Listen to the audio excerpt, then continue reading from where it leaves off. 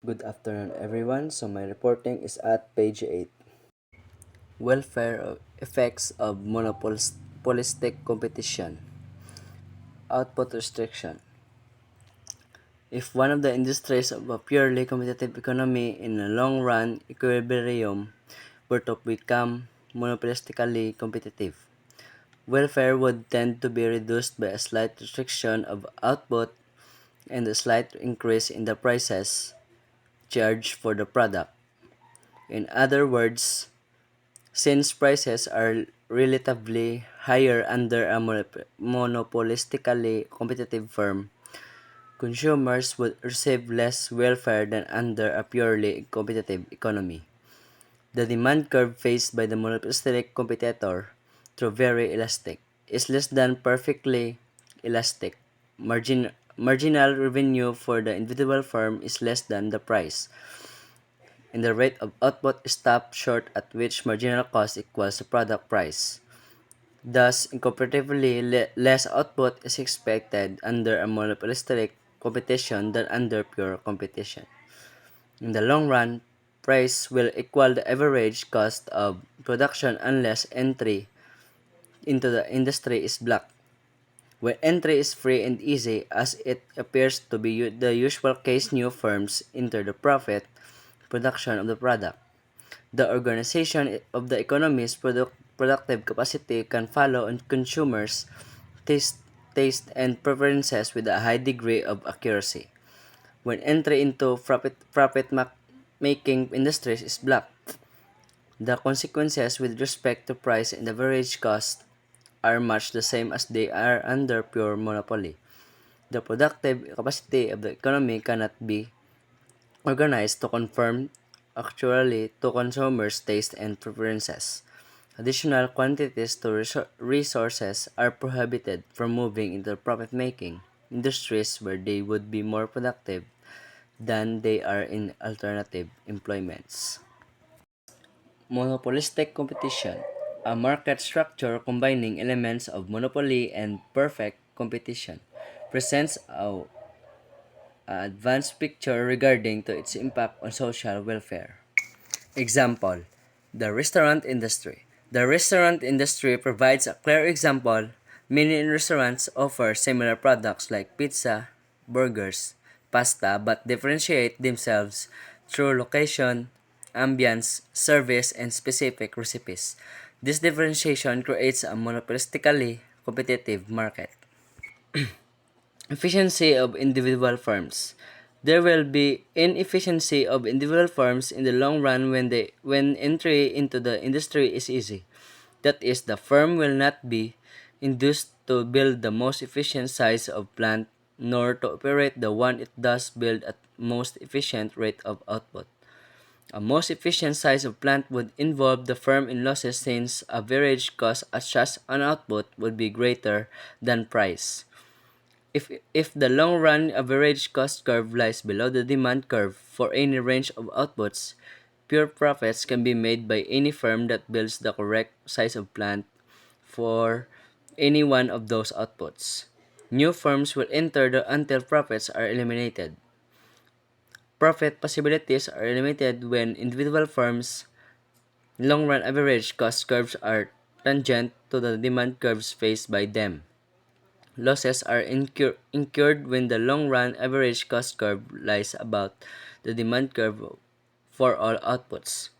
Exit of firms from the industry will continue until the long-run average cost curve for each firm again touches the demand curve faced by it.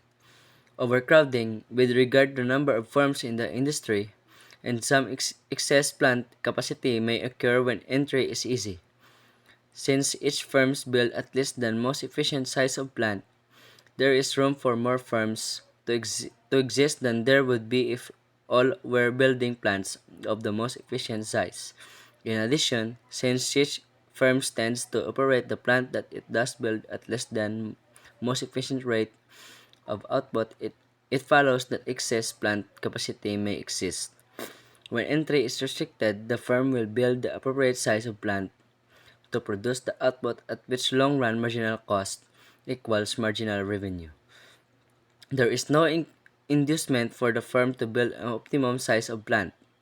Pure profits are made by the firm as so long as the average cost curve lies below the market price.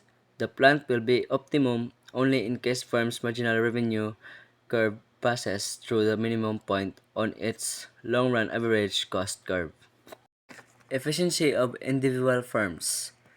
A firm's efficiency refers to how well it utilizes its resources to produce goods or services. Several types of efficiency are used to assess a firm's performance. Example: productive efficiency. A manufacturing plant that streamlines its production process to minimize waste and produce a given output at the lowest possible. Average total cost demonstrates productive efficiency. For instance, a car manufacturer might implement just-in-time inventory management to reduce storage costs and improve production flow, thereby minimizing waste and lowering average cost. Range of products available. Consumers will have a broad range of types, styles, and brands of particular products from which to choose from in market situation of monopolistic competition. The consumer can choose the style, type, shape, and color of package that most nearly suit his wants or fancy depending on the amount of money he has. The different kinds of a specific product may be so numerous that they can prove to be confusing to the consumer and problems of choice may become complicated. Because of product differentiation, consumers have to pay higher prices for particular brands, which in reality may not really be superior to lower price brands of the same kind. The range of products available in a market refers to the variety and diversity of goods and services offered to consumers. This range is influenced by several factors and has the significant implication for consumer welfare and market competition. Example: a supermarket product range. A typical supermarket offers a wide range of products across numerous categories. Breed. The supermarket stocks various food categories, including fresh produce, dairy, meat, bakery items, and canned goods, frozen foods, and beverages. Depth. Within each category, there's considerable depth. For example, the produce section might offer numerous types of apples, oranges, and other fruits along with various vegetables. These examples illustrate how the range of products available can vary significantly across different markets. Summary: monopolistic competition. Number 1. Hybrid between pure competition, large number of small firms, each is a price taker with no market control, and monopoly comprises of single firm which is the price maker.